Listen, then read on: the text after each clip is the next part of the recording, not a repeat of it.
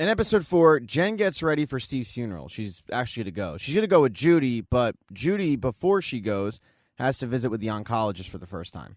The doctor explains to Judy that she's got cervical cancer, and she gives her options, which is basically chemotherapy. Judy's in a little bit of denial because she feels fine. She thinks that there might have been a mistake on the scans, but there was no mistake, and the doctor tries to explain that.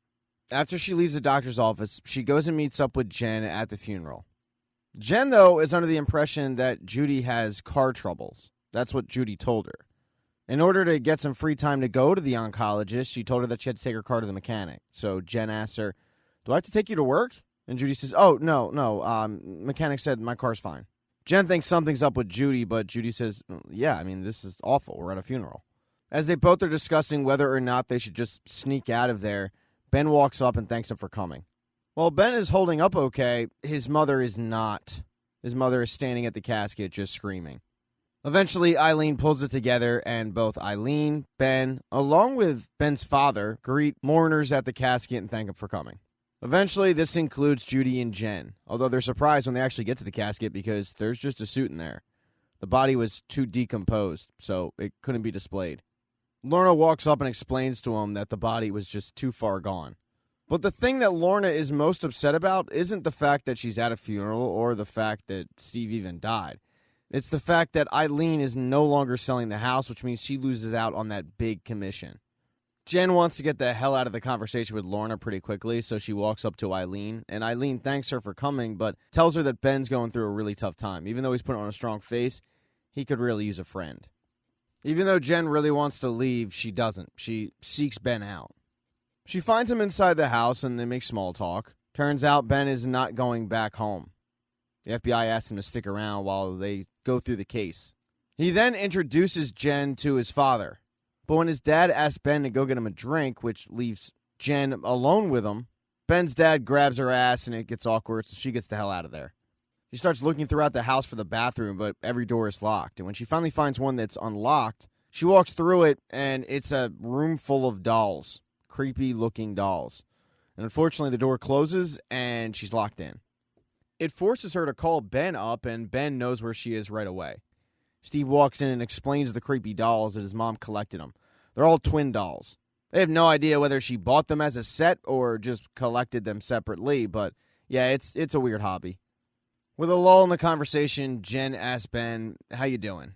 And he says, "I'm not exactly living my best life here. I mean, I've been trying to keep it together for my parents, but I don't know how much longer I can do that." She tells him that he probably needs to let it out, and then she shows him her tactic for doing that, listening to hardcore music. As they sit in Jen's car listening to death metal, he doesn't really get the same cathartic release as she does. He decides to play her some of his music, which is horrible, and they just have a good laugh about the differences in style. Jen then gives Ben some more tips on how to deal with grief. But the thing that's really weighing him down is the fact that he hasn't told Jen that he hit her. So he finally comes clean, telling her that he was the one driving the day of the hit and run. Instead of getting angry, though, she just kisses him, and the two end up hooking up in her car. Now, Judy had gotten the okay to dip out of that wake, so she headed off to work. She ends up getting fired, though, because when she showed up, she saw Flo arguing with a nurse about letting her out of the building. Judy felt guilty, so she decided to sneak her out. What she didn't realize was Flo is immunocompromised. There's a reason why she was kept in that building. So Judy put her in real danger. It caused her boss to have to fire her on the spot. Michelle, who has been blowing Judy off, runs out and asks Judy, all right, did she take anything else? And Judy fills her in on everything that Flo ate that day or drank that day. They then have to deal with the awkwardness of the fact that Judy has been reaching out to Michelle and Michelle hasn't responded. And Michelle tells her, yeah, I got your text. I just didn't respond. Gets even more awkward, so Judy apologizes for everything she did to Flo, telling Michelle that she hopes she's going to be okay. And she gets ready to leave, but Michelle says, my mom's going to be fine. She actually had the time of her life today with you, so I should thank you. It starts back up a conversation between the two about how Michelle's doing with everything. And she tells Judy, I'm falling apart at the seams over here. She's stressed out. She's not sleeping. And what she needs is a distraction. So Judy says, do you want to go hang out? They head over to Michelle's place, and Michelle reads some tarot cards for Judy, which gets a little weird because one of the cards is the card of death.